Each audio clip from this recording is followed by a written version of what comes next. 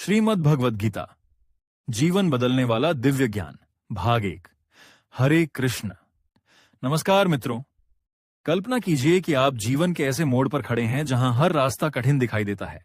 मन में अनेक प्रश्न हैं, लेकिन उत्तर कहीं नहीं मिलते। बाहर से सब कुछ सामान्य लगता है, पर भीतर बेचैनी, डर और अनिश्चितता का तूफान चल रहा होता है।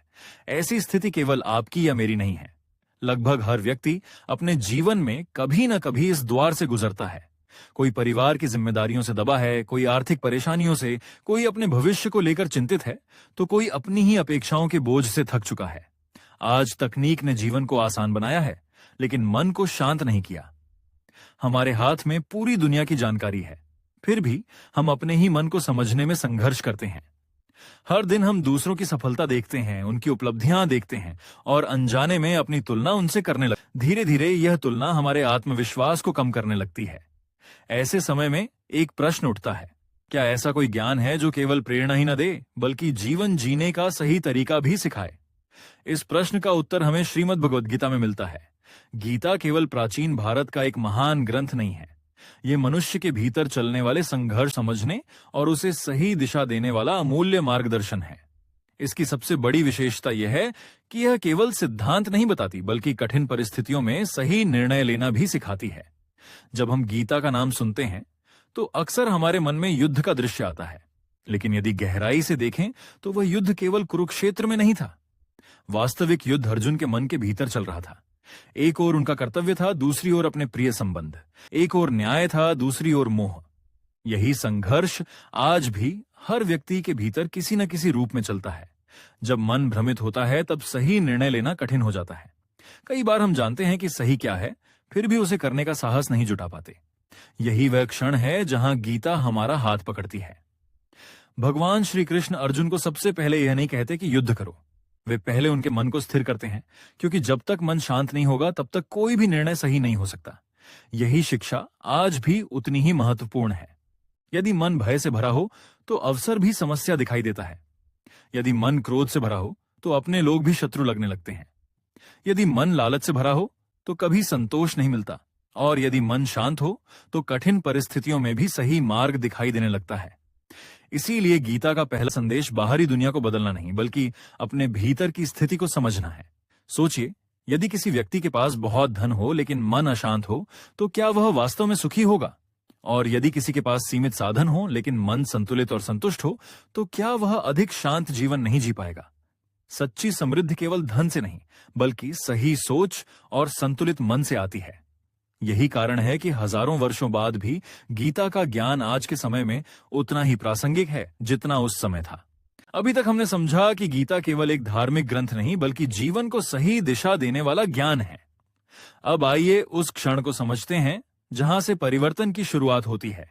कुरुक्षेत्र के मैदान में अर्जुन केवल अपने सामने खड़ी सेना को नहीं देख रहे थे, वे अपने भीतर उठ रहे भावों से जूझ रहे थे। उन्हें लगने लगा कि यदि अपने ही लोगों से संघर्ष करना पड़े तो ऐसी विजय का क्या अर्थ होगा। उनके हाथ कांपने लगे, मन विचलित हो गया और आत्मविश्वास डगमगाने लगा। यहीं से भगवान श्री कृष्ण उन्हें एक ऐसी शिक्षा देना शुरू करते हैं जो हर युग के मनुष्य के लिए उपयोगी है। पहला सिद्धांत, परिस्थितियां नहीं, दृष्टिकोण बदलो।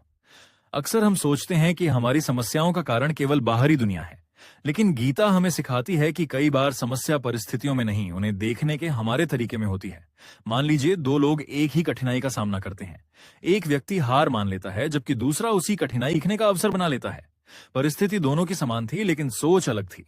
यही अंतर भविष्य बदल देता है। दूसरा सिद्धांत, कर्म पर अधिकार है, परिणाम पर नहीं। आज अधिकांश लोग परिणाम को लेकर इतने चिंतित रहते हैं कि कर्म पर पूरा ध्यान ही नहीं दे पाते। एक विद्यार्थी परीक्षा से पहले केवल अंक की चिंता करता रहे तो उसका मन पढ़ाई में नहीं लगेगा, लेकिन यदि वह पूरे मन से तैयारी करे तो सफलता की संभावना स्वयं बढ़ जाती है। गीता का संदेश, अपना सर्वश्रेष्ठ प्रयास करो और परिणाम को लेकर अनावश्यक चिंता मत करो। चिंता शक्ति को कम करती है, जबकि कर्म उसे बढ़ाता है। तीसरा सिद्धांत, मन को अपना मित्र बनाओ। मन बहुत शक्तिशाली है। यदि उसे सही दिशा मिले तो वही मन हमें ऊंचाइयों तक पहुंचा सकता है, लेकिन यदि वह नकारात्मक विचारों में उलझ जाए तो वही हमारी सबसे बड़ी बाधा बन जाता है। इसलिए हर दिन अपने विचारों पर ध्यान देना आवश्यक है। अपने आप से पूछिए, क्या मैं हर समय शिकायत करता हूं? क्या मैं बिना कारण डरता रहता हूं? क्या मैं अपनी तुलना दूसरों से करता रहता हूं? यदि उत्तर हां है, तो बदलाव की शुरुआत यहीं से करनी होगी। चौथा सिद्धांत, धैर्य। सफलता की सबसे बड़ी शक्ति है। आज की दुनिया तुरंत परिणाम चाहती है, लेकिन प्रकृति हमें धैर्य का पाठ पढ़ाती है। बीज बोने के अगले दिन पेड़ नहीं उगता। नदी भी धीरे धीरे अपना मार्ग बनाती है। सूर्योदय भी अपने निश्चित समय पर ही होता है। इसी प्रकार जीवन में भी हर अच्छी चीज समय, प्रयास और धैर्य से मिलती है। जो व्यक्ति धैर्य रखता है वह कठिन समय में भी टूटता नहीं, बल्कि और अधिक मजबूत बनकर आगे बढ़ता है। पांचवा सिद्धांत, अपना कर्तव्य ईमानदारी से निभाओ। हर व्यक्ति के जीवन में कुछ जिम्मेदारियां होती हैं। विद्यार्थी का कर्तव्य पढ़ाई करना है। माता पिता का कर्तव्य परिवार का मार्गदर्शन करना है। प्रत्येक व्यक्ति का अपना अपना धर्म अर्थात कर्तव्य होता है। जब हम अपने कर्तव्य को पूरी निष्ठा से निभाते हैं, तब मन में संतोष उत्पन्न होता है। इन्हीं शिक्षाओं के कारण गीता आज भी लाखों लोगों के लिए प्रेरणा का स्रोत है।